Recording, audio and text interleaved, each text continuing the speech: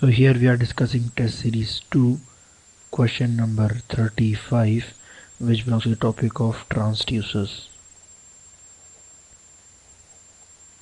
And if you see more precisely, then it is resistive transducers. Okay, so I'll read the question for you. Question goes as: a strain gauge bridge consists of two fixed 100 ohm resistors, one active gauge and one unstrained temperature compensating gauge connected in adjacent arms. The two gauges have an unstrained resistance value of 100 ohm each. The gauge factor is 2.1. Calculate the strain, which would be represented by 80,000 ohm calibration resistance shunting one arm of the bridge. And now you are given with the four options. So if you see, then first of all we'll write down that what all is given to us.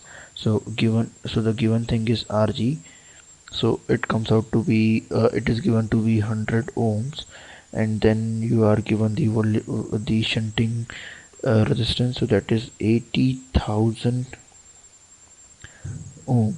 Please be careful with the number of zeros. Then you are given with the gauge factor, which says it to be 2.1.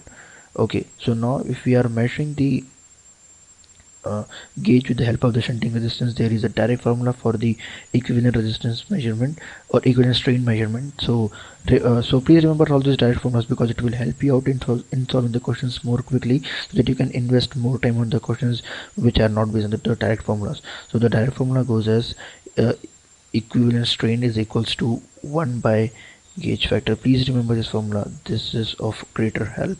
Rg by Rg plus Rsh, and we have discussed this formula in our classroom, that how this formula has come and all, and we have solved some questions also on this, and the same question is being asked. Okay, so by after putting the value 1 by 2.1, then Rg is your 100 upon 100 plus 8, and then it's 80,000. So 1 2 3 4. Now after solving this, you will be having 5.945 into 10 power minus 4.